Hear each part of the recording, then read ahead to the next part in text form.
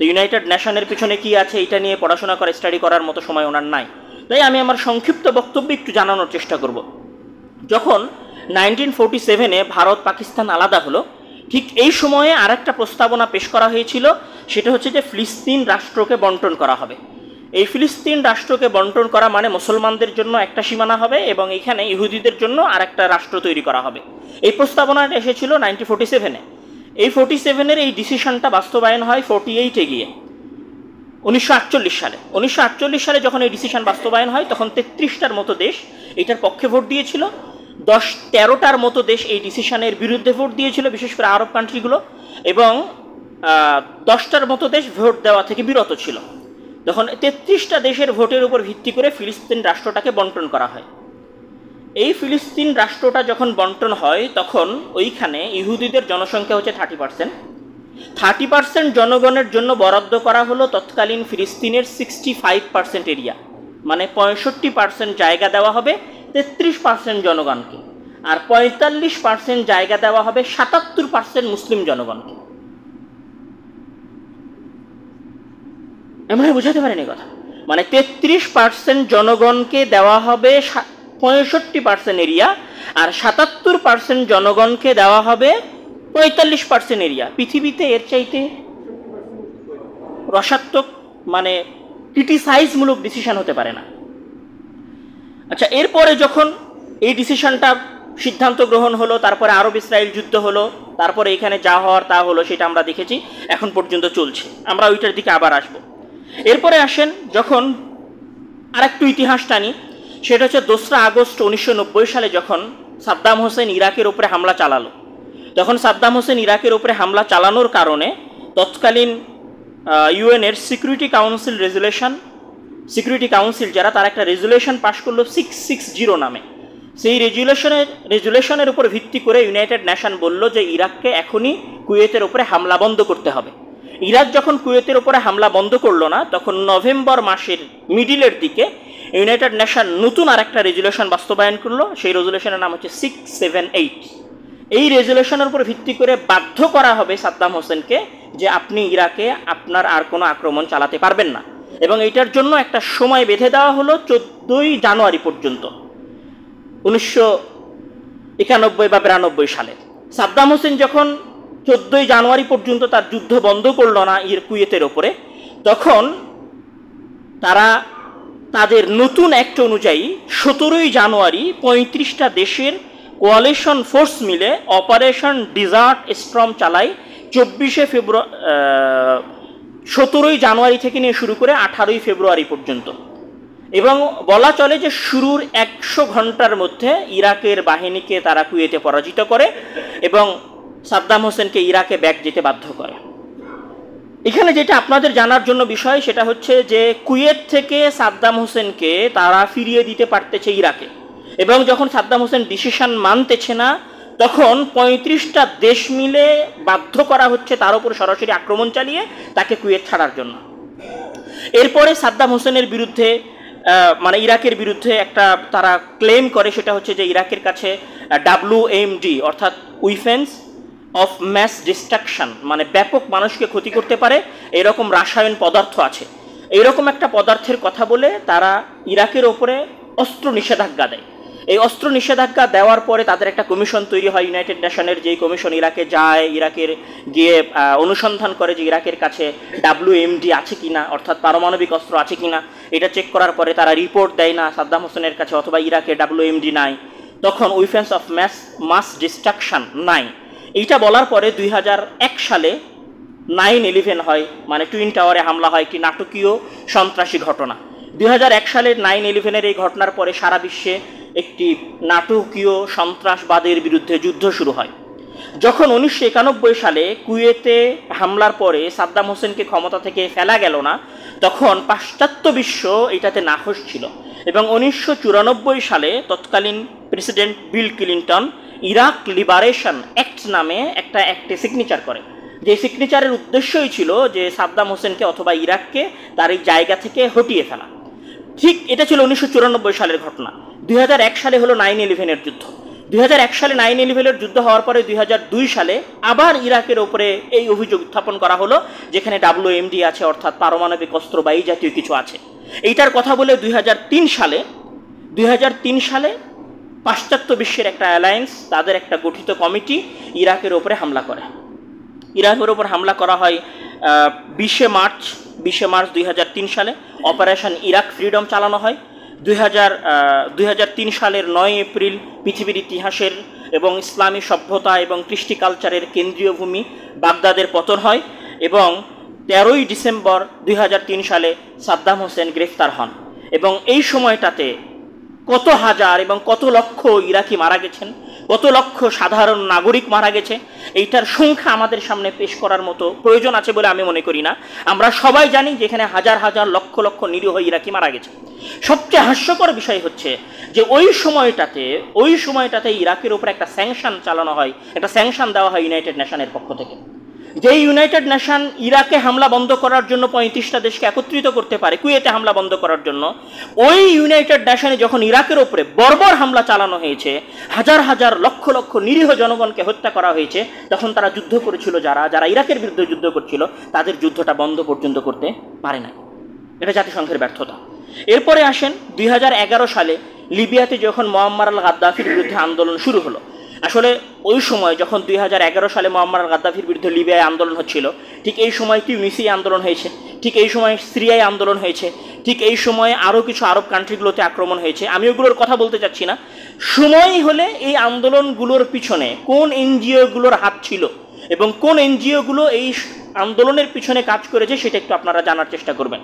শুধু আমি এতটুকু বলি যে মুয়াম্মার আল গাদ্দাফি যখন মারা গেলেন, ওনাকে যখন গ্রেফতার করা হলো, ওনার দেশ যখন ধ্বংস হয়ে গেল এবং উনি যখন নিহত হলেন, তখন আমাদের দেশের বড় বড় পত্রিকাগুলো, এমনকি প্রথম আলো, ডেইলি স্টারের মতো পত্রিকাগুলোও মুয়াম্মার আল গাদ্দাফি তার দেশের জনগণের জন্য কি কি সুযোগ সুবিধা দিয়েছিল সেগুলো উল্লেখ করা ছিল। উনি 43 ইয়ার্স 43 বছর লিবিয়া শাসন করেছেন। উনি যেই দিন শাসন ক্ষমতায় বসেছেন তারপর থেকে লিবিয়ায় কোনোদিন কারেন্ট যায় নাই। কোনো একজন মানুষ সন্তান জন্মগ্রহণ করলে তার জন্য ভাতা বরাদ্দ হতো। কোনো সন্তান যদি বাইরে পড়তে যেত তার পুরো খরচ লিবিয়ার সরকার বহন করত। কেউ যদি বাসা বানাতে চাইতো তো সেই বাসা বানানোর 50% খরচ সরকার বহন করতো। এক কথায় লিবিয়া ছিল ওই অঞ্চলের মানুষের জন্য একটা জান্নাত। কিন্তু যখন 2011 সালে কি বলে যখন তাদের দেশের জনগণেরা বিদ্রোহ শুরু করলো, তখন বিদ্রোহীদেরকে, এটা বিদ্রোহের পেছনেরও কাহিনী আছে, সেগুলো বললে অনেক সময় যাবে, যখন বিদ্রোহ শুরু করলো তখন ইউনাইটেড নেশন বলল যে এখানে মানুষের মানবিক অধিকার লঙ্ঘন হচ্ছে।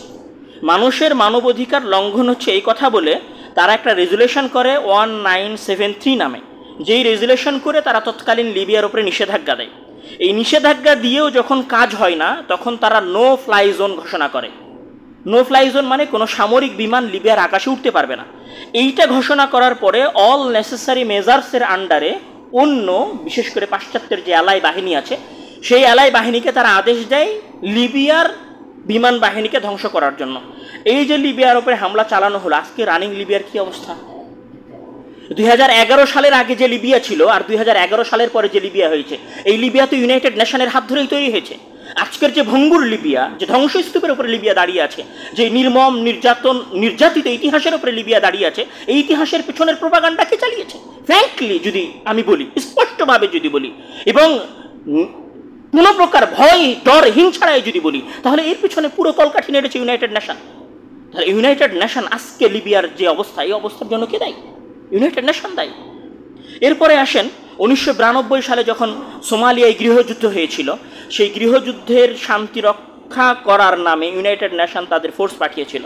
সেই ফোর্সের একটি ঘটনা 1993 সালে ফাঁস হয়ে আসে, যে ব্ল্যাক হাক ডাউন এর একটা ঘটনা ফাঁস হয়, মানে যেখানে বিদ্রোহীদের সাথে তৎকালীন সেনাবাহিনীর শান্তিরক্ষা মিশনের যে যুদ্ধ হয়েছিল এবং সেখানে যে নিরাপরাধ মানুষগুলো মারা গেছিল। এই ঘটনার পরে দেখা গেছে যে এইখানে মূলত একটা বিশেষ রাজ্যের এবং বিশেষ রাষ্ট্রের কূটনৈতিক প্ল্যান বাস্তবায়ন করার জন্য কাজ করছে শান্তিরক্ষা মিশন। এরপরে যদি আমি আসি স্রেব্রেনিৎসার গণহত্যা, মানে বসনিয়ার যে গণহত্যার কথা আমরা জানি, যেটা 1995 সালে হয়েছিল, মানে দ্বিতীয় বিশ্বযুদ্ধের পরের সময়ে।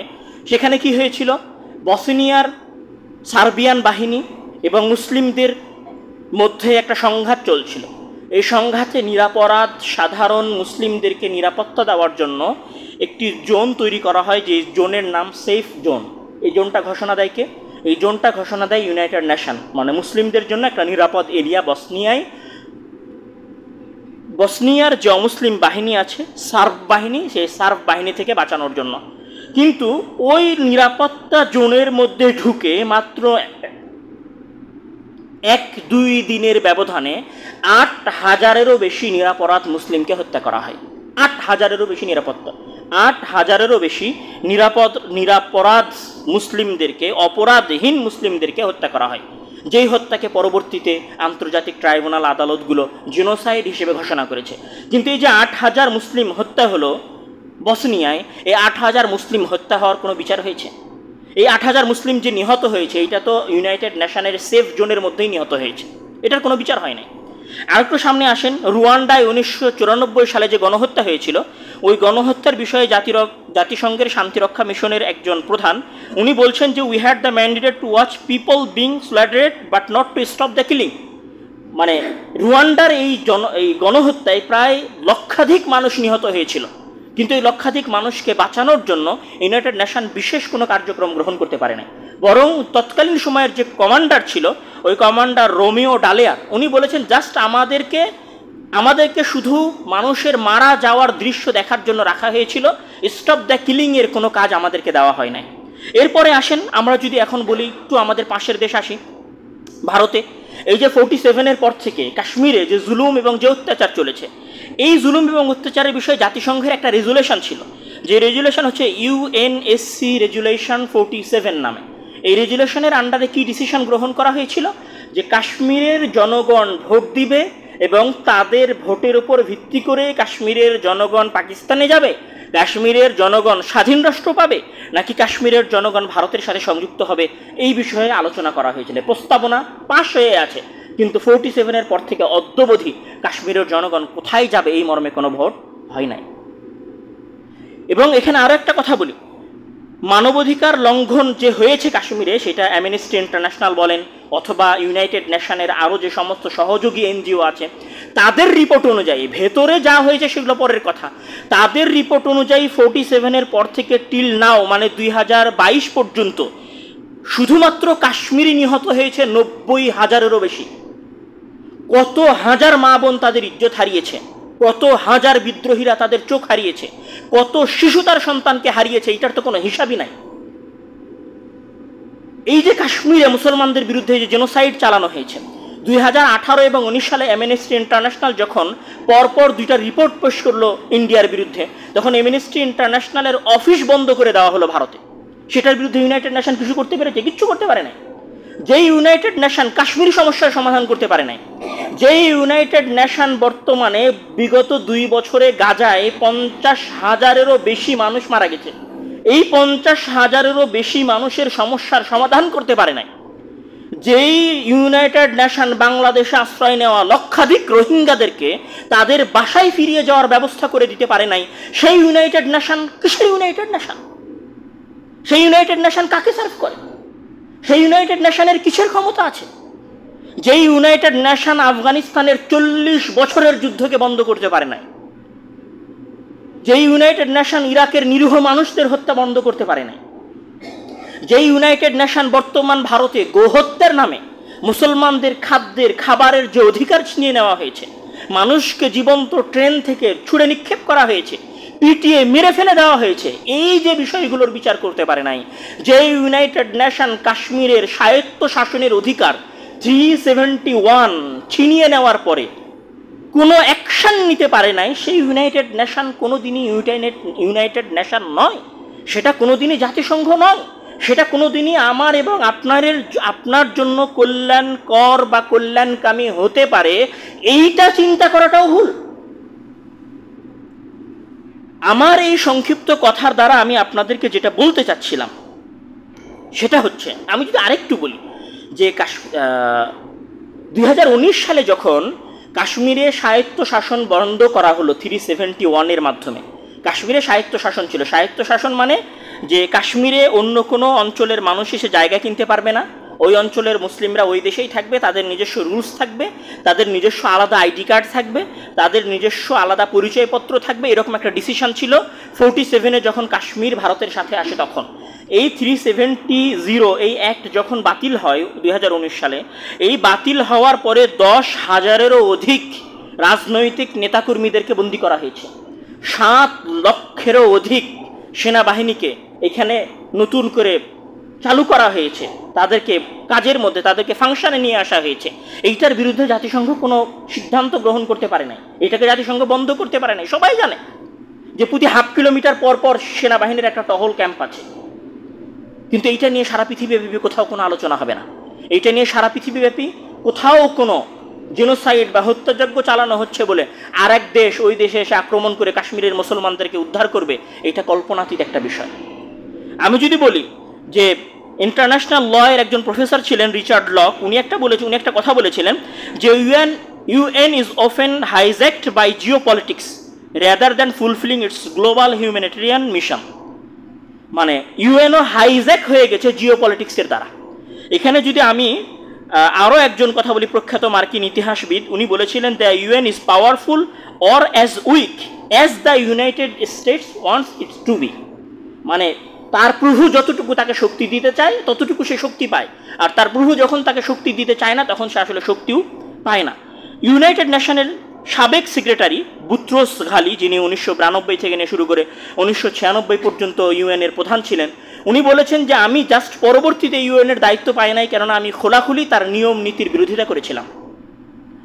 ডক্টর মাহাতির মোহাম্মদেরও ইউনাইটেড নেশনের উপরে বক্তব্য আছে, ওনার লেখা, ওনার কথার মধ্যে আপনারা পাবেন।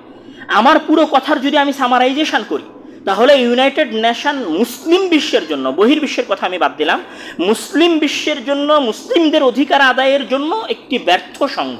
এটা আপনাকে মেনে নিতে হবে, এটা আপনাকে ইতিহাস বলেছে, এইটার জন্য আমার কথা নয়, পৃথিবীতে প্রকাশিত নিউজ চ্যানেলগুলোর যত নিউজ সংবাদ আছে, নিউজ পেপারগুলোর যত সংবাদ আছে সেগুলো আপনারা পড়েন, যত বই প্রকাশিত হয়েছে এই বইগুলোর বিষয়ে, এই ঘটনাগুলোর বিষয়ে, সেই বইগুলো আপনারা পড়েন। এটা পৃথিবী স্বীকৃত একটা বিষয়, এটা জ্বলন্ত একটা বিষয় যে ইউনাইটেড নেশন পৃথিবীর মুসলমানদের জন্য কিচ্ছু করতে পারে নাই। এখন আসেন এই ইউনাইটেড নেশনের মানে ব্যর্থ জাতিসংঘের একটি অফিস হচ্ছে United Nation High Commissioner for Human Rights, OHCHR, মানে মানবাধিকার হাই কমিশন। এখন যেই ইউনাইটেড নেশন নিজে ব্যর্থ মুসলমানদের অধিকার দিতে, সেই ইউনাইটেড নেশন যদি বাংলাদেশে আসে, তাদের কোনো একটা শাখা অফিস, মানে হিউম্যান রাইটসের হাই কমিশনার অফিসটা যদি বাংলাদেশে আসে ইউনাইটেড নেশনের, তারা আসলে বাংলাদেশে কি করতে পারবে? আমি মনে হয় বুঝতে পারিনি কথা। মানে যে ইউনাইটেড নেশন বা খুদ বিনফস ইটসেলফ নিজে ব্যর্থ, সেই ইউনাইটেড নেশনের একটা অঙ্গ সংস্থা যেটা 1995-94 সালে প্রতিষ্ঠা হয়েছিল, মানবাধিকার হাই কমিশন, এই মানবাধিকার হাই কমিশন যদি বাংলাদেশে আসে তাহলে কি করতে পারবে বলে আপনার মনে হয়? মানে যেই মুসলিমটা দাড়ি রাখার কারণে জঙ্গি মিথ্যা অপবাদের ভিত্তিতে জেলে ঢুকেছে, সেই লোকটাকে বের করে দেওয়ার জন্য হিউম্যান রাইটস এদেশে কাজ করবে? এটা আপনার মনে হয়? আপনি মনে করতেছেন যে সমস্ত মাদ্রাসাগুলোর বিরুদ্ধে জঙ্গি অপবাদ দিয়ে একসময় বন্দী করা হয়েছিল, যেই সমস্ত ব্যক্তিদেরকে জঙ্গিবাদের মিথ্যা অপবাদ দিয়ে জেলে ঢুকানো হয়েছিল, তাদেরকে জেলখানা থেকে বের করার জন্য এই সংস্থা কাজ করবে? এই সংস্থার মাধ্যমে তো আপনারা যে ফ্যাসিজমকে বিতাড়িত করেছেন সেই ফ্যাসিজমও ব্যাক করতে পারে। কিভাবে ব্যাক করতে পারে? কেন তাদের কাছে তো সবার কাছে রাজনীতি করার অধিকার আছে, গণতন্ত্র করার অধিকার আছে। আজকে আপনারা ফ্যাসিজমের কোনো নেতাকে দেখলে, ফ্যাসিস্টের কোনো নেতাকে দেখলে পিটাচ্ছেন, জেলে দিচ্ছেন। যেদিনই হাই কমিশনের অফিস এদেশে ফুললি ওয়ার্ক করা শুরু করবে, ফাংশন করা শুরু করবে, সেদিনই তো তারা বলবে না, প্রত্যেকের রাইটস আছে এদেশে, প্রত্যেকের অধিকার আছে এদেশে ক্ষমতার জন্য লড়াই করার, এদেশে রাজনীতিতে যাওয়ার, এদেশের ডেমোক্রেসিতে অংশগ্রহণ করার। সেদিন আপনি কোথায় যাবেন? এক রাতের ব্যবধানে যেই ফ্যাসিজমকে আপনারা 17 বছরে তাড়াতে পারেন নাই, সেই ফ্যাসিজম এক রাতের ব্যবধানে বাংলাদেশে নতুন করে চালু হয়ে যাবে, নতুন করে ফাংশন করা শুরু করবে। মানে আল্লাহ তো বিচার বুদ্ধি দেয় নাই, ঠিক আছে, ক্ষমতার জন্য পাগল হয়ে আছেন, ঠিক আছে, বাট লজিক তো লাগান। মানে আপনি ভাবছেন ওকে আপনার অধিকারের জন্য কাজ করবে, এটা তো একটা হাস্যকর বিষয়। আচ্ছা, ওই কথাগুলো যাওয়ার আগে আরেকটু কথা বলি, একটু যেহেতু এখানে অনেক শিক্ষিত মানুষ আছেন, আমার মনে হয় কিছু অথেন্টিক কথাও আপনাদের জানা থাকা দরকার। অ্যাকচুয়ালি যে হিউম্যান রাইটসের যে হাই কমিশনটা তৈরি হয়েছিল, এইটা আসলে কয়টা মেজর বিষয়কে লক্ষ্য করে তৈরি হয়েছিল। তাদের 4টা বা 5টা মেজর লক্ষ্য আছে যেটা তারা নিশ্চিত করার প্রয়োজন মনে করে। একটা হচ্ছে ইন্ডিভিজুয়ালিজম, মানে ব্যক্তিত্ববাদ। এটা হচ্ছে হিউম্যান রাইটসের মূল কাজ। ব্যক্তিত্ববাদ মানে প্রত্যেক ব্যক্তি নিজে নিজে স্বাধীন, এটা হচ্ছে ব্যক্তিত্ববাদ, এটা তাদের একটা মূল অ্যাক্ট। তাদের এটা হচ্ছে সেকুলারিজম, মানে ধর্ম নিরপেক্ষতাবাদ, মানে ধর্ম হবে মসজিদে পালন, রাস্তাঘাট, স্কুল কলেজ, ব্যবসা বাণিজ্য, সরকার, আদালত, অফিস, এগুলোতে পালন হবে তাদের নিজস্ব সংবিধান, এখানে কোনো ধর্মের কাজ নাই, এটা হচ্ছে সেকুলারিজম। তাদের আর একটা কাজ ছিল অ্যাবসুলেট ফ্রি স্পিচ, মানে প্রত্যেককে তার বাক স্বাধীনতা দিতে হবে, এটা হিউম্যান রাইটসের অন্তর্ভুক্ত। তাহলে এখন কোনো ব্যক্তি যদি বাংলাদেশে রাসূল সাল্লাল্লাহু আলাইহি ওয়াসাল্লামকে গালি দেয়, আপনি এটা বাধা দিতে পারবেন না, কেননা প্রত্যেক মানুষের বাক স্বাধীনতা দিতে হবে। সে যদি আপনার সামনে রাসূলকে গালি দিবে, ফেলফেলিয়ে হাসবে, আপনাকে রাসূলের সামনে গালি দিবে, আর আপনি পেছনে হাত বেঁধে দাঁড়িয়ে থাকবেন, এটাই হিউম্যান রাইটস। হিউম্যান রাইটসের যেটা চতুর্থ বিষয় সেটা হচ্ছে যে সেপারেশন অফ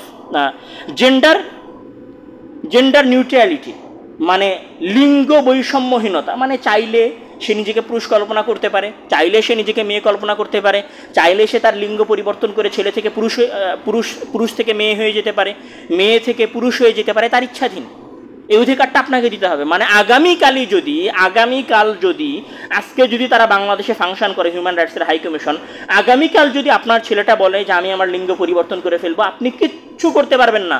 চোখ বন্ধ করে আপনার ছেলে যা বলছে, যা করতে চাইছে, আপনাকে করতে দিতে হবে।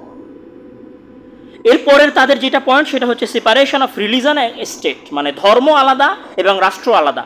ধর্ম এবং রাষ্ট্র কোনোদিন একসাথে চলতে পারে না। ধর্ম চলবে মসজিদে, হুজুর 5 ওয়াক্ত সালাত আদায় করার জন্য মসজিদে যাবে, এর বাইরে হুজুর কোনো সময় দেশের বিষয়ে, বৈষয়িক বিষয়ে, পলিটিক্সের বিষয়ে, ডেমোক্রেসির বিষয়ে কোনো কথা বলতে পারবে না। এই 5টা-6টা বিষয় হচ্ছে হিউম্যান রাইটসের মূল বিষয়। এই 5টা বিষয় নিয়ে সারা পৃথিবীতে কাজ করে। এখন আসেন, আপনি যদি অ্যানালাইসিস করেন, যদি আরেকটু জানার চেষ্টা করেন যে আসলে এই বিষয়গুলো তারা আসলে কোথায় থেকে নিয়েছে। আপনাদের অনেকের মনে প্রশ্ন হতে পারে, আমি একটু উদাহরণ দেওয়ার জন্য বলি। আপনাদের সামনে যখন গণতন্ত্রের কথা বলা হয় তখন আপনারা মনে করেন ওকে গণতন্ত্র এস্টাবলিশড, প্রতিষ্ঠিত একটা বিষয়। অনেকে মনে করতে পারেন অনেক পুরনো। গণতন্ত্র কত বছর ধরে পৃথিবীতে আছে? 200-250 বছর ধরে। এর আগে গণতন্ত্রের কোনো অস্তিত্ব ছিলই না। হ্যাঁ, আপনি বলবেন যে আপনি যখন গুগলে সার্চ দিবেন গণতন্ত্র, তখন ওইখানে আসবে যে গ্রিক সভ্যতা, প্রাচীন সভ্যতাতেও গণতন্ত্র ছিল। এটা বলে তারা গ্রিক সভ্যতার কথা তুলবে। ওকে, আপনি যদি গ্রিক সভ্যতাতেও যান, সেই সময়ের দার্শনিক প্লেটো, অ্যারিস্টটলের ছাত্র, তার লিখিত বইয়ে গণতন্ত্রের বিরুদ্ধে বলে গেছে। তো আমি এখানে যেটা বলতে চাচ্ছিলাম সেটা হচ্ছে গণতন্ত্র এসেছে আজ থেকে 200-250-300 বছর আগে। তারপরে এখানে যে মানুষের নাগরিক অধিকার, যেটাকে তারা ইন্ডিভিজুয়ালিজম বলছে, ব্যক্তি স্বাধীনতার কথা বলছে, এই জিনিসগুলো কখন এসেছে? এই জিনিসগুলো এসেছে মূলত যখন ফরাসি বিপ্লব হলো 1800 শতকের দিকে, যখন ইউরোপে এনলাইটমেন্টের যুগ আসলো, মানে ইউরোপে বিপ্লব ঘটলো, এবং যখন আমেরিকা আর একটা স্বাধীন রাষ্ট্র হিসেবে প্রতিষ্ঠা লাভ করলো ব্রিটিশ কলোনির কাছ থেকে, তখন আমেরিকান কনস্টিটিউশন, মানে আমেরিকার সংবিধান, ফরাসি বিপ্লব এবং ইউরোপিয়ান এনলাইটমেন্ট যুগ, মানে আলোকায়ন যুগের উপর ভিত্তি করে ইউনাইটেড নেশন ফাংশন করে। মানে এখানে আমি আরেকটু ক্লিয়ার করে বোঝাই, হয়তো আমার কথাটা বুঝতে পারছেন না। আমি একটা সমস্যার মধ্যে আছি। সমস্যাটা কি? সমস্যা হচ্ছে আমার দেশের সকল ক্ষমতা আমার দেশের, আমি একজন খ্রিস্টান, আমার দেশের সকল ক্ষমতা আমার দেশের পাদ্রীদের হাতে। আমি চাইলে স্বাধীন মতো পড়াশোনা করতে পারি না, আমি চাইলে স্বাধীন মতো জমির মালিকানা নিতে পারি না, আমি চাইলে স্বাধীন মতো জমি কেনা বেচা করতে পারি না, আমি চাইলে একটা ইন্ডাস্ট্রি প্রতিষ্ঠা করতে পারি না, আমি চাইলে একটা কারখানা প্রতিষ্ঠা করতে পারি না। আমি যখনই কোনো কিছু করার চেষ্টা করি তখন আমার পাদ্রী আমার উপর মিথ্যা অপবাদ দিয়ে, ধর্ম অবমাননার অপবাদ দিয়ে আমাকে জেলে ঢুকিয়ে দেয়। আমি বিজ্ঞান নিয়ে গবেষণা করতে পারি না, কারণ আমি যখনই বিজ্ঞান নিয়ে গবেষণা করতে চাই তখন আমার পাদ্রী এইটা বলে যে আমি খোদার বিরুদ্ধে বিদ্রোহ করছি, এ কথা বলে আমাকে জ্বলন্ত পুড়িয়ে ফেলে। এই যে কথাগুলো, এই কথাগুলো কখনকার কথা? এই কথাগুলো হচ্ছে 1700, 1500, 1400 শতকের কথা। এই 1400, 1500 শতকে একটা, আপনারা সমাজ বিজ্ঞানের মধ্যে পড়েছেন, মধ্যযুগীয় অন্ধকারের মধ্যযুগ বা অন্ধকার যুগ বলে একটা শব্দ, একটা পরিভাষা প্রচলিত আছে সমাজবিজ্ঞানে। সেইটা কখন? সেটা হচ্ছে যে 1300, 1400, 1500 শতকে। তো একটা সমাজ যখন, মানে আমি যখন একটা সমস্যার মধ্যে আছি, যে সমস্যাগুলোর কথা আমি বললাম, এই সমস্যাগুলো থেকে তো আমাকে বের হতে হবে। তখন এই সমস্যাগুলো থেকে বের হওয়ার জন্য এখানে ফরাসি বিপ্লব হয়েছে, এই সমস্যাগুলো থেকে বের হওয়ার জন্য ইউরোপে বিপ্লব হয়েছে, এই সমস্যাগুলো থেকে বের হওয়ার জন্য আমেরিকা বিপ্লব ঘটেছে, আমেরিকা থেকে ব্রিটিশদেরকে তাড়ানো হয়েছে। এই সমস্যাগুলো থেকে বাঁচার জন্য ব্রিটিশের যে রাজতন্ত্র ছিল, এই রাজতন্ত্রের ক্ষমতাকে কমিয়ে আনা হয়েছে, দিয়ে সেখানে শ্রমিক দলের উত্থান ঘটেছে। তো যেই সমস্ত এলাকাগুলোতে সমস্যা ছিল, ওই সমস্যাগুলোর সমাধান খোঁজার জন্য তারা গণতন্ত্র নিয়ে এসেছে, ওই সমস্যাগুলোর সমাধান খোঁজার জন্য তারা হিউম্যান রাইটস অ্যাক্ট তৈরি করেছে, ওই সমস্যাগুলোর সমাধান খোঁজার জন্য তারা জাতিসংঘ তৈরি করেছে, ওই সমস্যাগুলোর সমাধান খোঁজার জন্য তারা এলজিবিটিকিউ এর অধিকার নিয়ে এসেছে। কথা হচ্ছে যে মুহাম্মদ সাল্লাল্লাহু আলাইহি ওয়াসাল্লাম 670 খ্রিস্টাব্দে যখন 570 খ্রিস্টাব্দে যখন উনি মক্কায় জন্মগ্রহণ করলেন, ওনার উপরে যখন আল্লাহ ওহী দিলেন, তারপর থেকে নিয়ে শুরু করে 1400 বছরের ইতিহাসে তো আমরা এই সমস্যাগুলো সাফার করি নাই। কেননা যখন ইউরোপ অন্ধকারে নিমজ্জিত ছিল, তখন আমাদের স্পেন, আমাদের কর্ডোভা,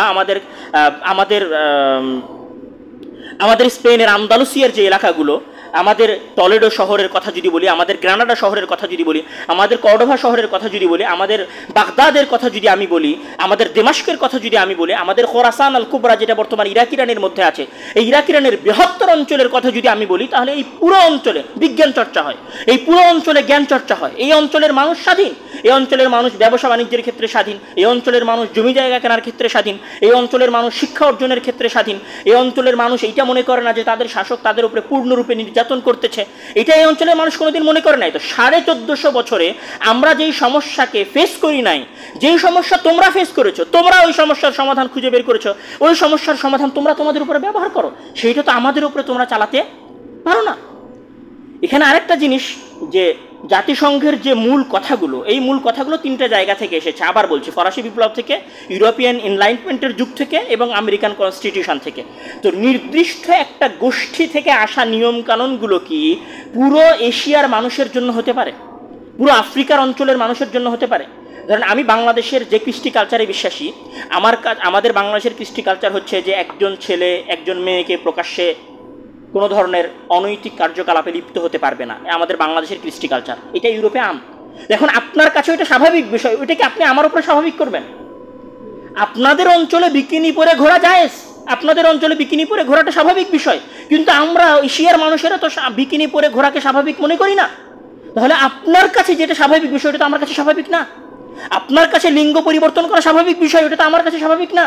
তো আমার কাছে যেটা অস্বাভাবিক বিষয়, সেইটা যদি আপনি আমার উপরে চাপিয়ে দিতে চান, তাহলে সেটাকে আমার অধিকার হরণ নয়? তাহলে এই অধিকার হরণের কাজগুলো কারা করে? এই অধিকার হরণের কাজটাই মূলত হিউম্যান রাইটস করে, মানে ইউনাইটেড নেশনের যে মানবাধিকার হাই কমিশন আছে সেটা করে। তাহলে বাংলাদেশে যদি হিউম্যান রাইটস আসে, মানবাধিকার হাই কমিশন বাংলাদেশে যদি তারা অফিস নিয়ে আসে, তাহলে আমরা তো প্রথমে এটা জেনেছি যে তারা মুসলিমদেরকে অত্যাচার থেকে বের করে দিতে পারবে না, রোহিঙ্গাদেরকে তাদের দেশে ফিরিয়ে দিতে পারবে না, কাশ্মীরিদেরকে অধিকার দিতে পারবে না, যেই হুজুর মিথ্যা অপবাদে জেলখানায় গেছে তাকে বের করে দিতে পারবে না। তাহলে এই হাই কমিশন অফিসের বাংলাদেশের কাজটা কি? কুচু কাটতে এসেছে? কি করতে এসেছে বাংলাদেশে? আমরা এখানে আরো একটা মজার বিষয় আছে, যে পৃথিবীতে দক্ষিণ এশিয়ার কোনো দেশে ইউনাইটেড নেশনের মানবাধিকার হাই কমিশনের কোনো অফিস নাই। এবং ভেনেজুয়েলায় যে অফিস ছিল 2024 সালে, ভেনেজুয়েলা তাদের ইউনাইটেড নেশনের অফিসকে, এরা হচ্ছে কলোনি সিস্টেম চালু করছিল এই অপরাধ বলে, হিউম্যান রাইটসের এই হাই কমিশনের অফিসকে ভেনেজুয়েলা বন্ধ করে দিয়েছে 2024 সালে। এবং নেপালে এদের অফিস ছিল, যেটা নেপাল সরকার বন্ধ করে দিয়েছে। এবং আরও একটা বিষয় হচ্ছে যে ইউনাইটেড নেশনের হাই কমিশনের যে অফিস, মানবাধিকার হাই কমিশনের যে অফিস, এই অফিসগুলো পৃথিবীর 16টা রাষ্ট্রে আছে। এই 16টা রাষ্ট্র কোন রাষ্ট্র? হয় আফ্রিকার হতদরিদ্র রাষ্ট্র যেখানে দুর্ভিক্ষ আছে, অথবা মুসলিম বিশ্বের ওই রাষ্ট্রগুলো যেই রাষ্ট্রগুলোতে যুদ্ধ চলছে। তো বাংলাদেশে কি যুদ্ধ চলছে? বাংলাদেশে গৃহযুদ্ধ আছে? এখানে তো শুধু বিষয়টি এরকম না। আমাদের ঢাকা বিশ্ববিদ্যালয়ের প্রফেসর ইমতিয়াজ স্যার উনি একটা কথা বলেছিলেন, যে এই অফিস যদি বাংলাদেশে হয়, তাহলে বাংলাদেশে এই অফিস হওয়ার মাধ্যমে সারা পৃথিবীর কাছে বাংলাদেশ এই বলে পরিচিত হবে যে বাংলাদেশ পৃথিবীর আর 16টা দেশের মতো একটা যুদ্ধ বিধ্বস্ত দেশ, যেখানে কোনো রুলস নাই, যেখানে কোনো নিয়ম নাই, যেখানে কোনো কানুন নাই, যেখানে দুর্ভিক্ষ চলতেছে। আপনারা চান যে আপনাদের বাংলাদেশ সারা পৃথিবীর কাছে একটি যুদ্ধ বিধ্বস্ত, একটি দুর্ভিক্ষপূর্ণ দেশ বলে পরিচিত হোক? আমরা যুদ্ধের মধ্যে আছি। আমরা ফ্যাসিজমকে, হ্যাঁ 17 বছর আমরা ফ্যাসিজমের অত্যাচার সহ্য করেছি, 17 বছর পরে তাড়িয়েছি। আমরা এতটুকু দুর্বল হয়ে যাই না যে আমাদের সমস্যার আমরা সমাধান করতে পারবো না? তাহলে তোমাদের এই দেশে আসলে কাজটা কি? কোনো কাজ নাই তো। একটু বোঝার চেষ্টা করেন, মানে পৃথিবীর 193টা দেশের মধ্যে মাত্র 16টা দেশে তাদের অফিস আছে। তাহলে বাংলাদেশে তাদের অফিস কেন দরকার? বাংলাদেশে যদি তাদের অফিস হয় তাহলে কি সমস্যা হবে? এই যে এলজিবিটিকিউরা পূর্ণ অধিকার পাবে। সমস্যা কি হবে? এখানে খ্রিস্টান রাজ্যের যে কথা আগে থেকে বাংলাদেশে চলছিল, সেই খ্রিস্টান রাজ্যের কথাটা আবার বাংলাদেশে চাড়াও হবে। এখানে বাংলা মানে দক্ষিণ এশিয়ায় যে একটা খ্রিস্টান রাজ্যের কথা আছে, আপনাদেরকে বললে আপনারা অনেকটা কল্পনায় মনে করেন যে খ্রিস্টান রাজ্যটা মনে হয় দক্ষিণ এশিয়া একটা কল্পনাতীত একটা বিষয়। 1947 পরে যখন ভারত এবং পাকিস্তান আলাদা হলো, তখন ভারতের একটা অঞ্চল নাগাল্যান্ড, তারা আন্দোলন শুরু করে যে আমরা স্বাধীন একটা খ্রিস্টান রাজ্য এই অঞ্চলে চাই। এবং আমি যদি আপনাদেরকে আরও একটু বলি, খ্রিস্টান রাজ্যের একটু যদি ইতিহাসটা আনা শুরু করি, যে মিজোরাম অঞ্চলে, যেটা ভারতের অঞ্চল, এই মিজোরাম অঞ্চলে সর্বপ্রথম খ্রিস্টানদের দাওয়াত শুরু হয় 1894 সালে। সর্বপ্রথম দাওয়াত শুরু হয় এই 1894 সালে। দাওয়াত শুরু হওয়ার পরে বর্তমান সময়ে মিজোরামে খ্রিস্টানদের সংখ্যা হচ্ছে 87%। এই খ্রিস্টানদের দাওয়াত যখন মায়ানমারের চীন এবং কাচিন অঞ্চলে শুরু হয়েছিল 1813 সালে। 1813 সালে খ্রিস্টানদের দাওয়াতি কার্যক্রম শুরু হয়েছিল মায়ানমারের কাচিন অঞ্চলে এবং চীন অঞ্চলে। বর্তমানে তাদের ওখানে খ্রিস্টানদের সংখ্যা কত? 80 থেকে 90%। এদের যখন মণিপুর এবং ত্রিপুরায় যখন এদের দাওয়াতি শুরু হয়, সেটা হচ্ছে 1800 শতকের আগে, 1910 সালে। 1910 সালে যখন দাওয়াতি কার্যক্রম শুরু হয় খ্রিস্টান মিশনারিদের, তখন এটা ছিল নগণ্য, কিন্তু এটা বর্তমানে দাঁড়িয়েছে কত? 85%। তাহলে ধীরে ধীরে এই যে বাংলাদেশের মায়ানমারের ওই অঞ্চলগুলোতে, বাংলাদেশের খ্রিস্টান পার্বত্য চট্টগ্রামের ওই অঞ্চলগুলোতে ধীরে ধীরে আজ থেকে 150 বছর আগে যে পরিমাণ খ্রিস্টানদের সংখ্যা ছিল সেটা 150 বছর বৃদ্ধি পেয়েছে। এই অঞ্চলে একটি খ্রিস্টান রাজ্যের সম্ভাবনা তৈরি হয়েছে। এই খ্রিস্টান রাজ্যের সম্ভাবনা যে তৈরি হয়েছে তার সবচেয়ে বড় প্রমাণ যেটা আমি বললাম, যে নাগাল্যান্ডের এনএনসি মানে নাগা ন্যাশনাল কাউন্সিল 1947 সালে দাবি করেছিল যে আমাদের একটা খ্রিস্টান রাজ্য প্রয়োজন।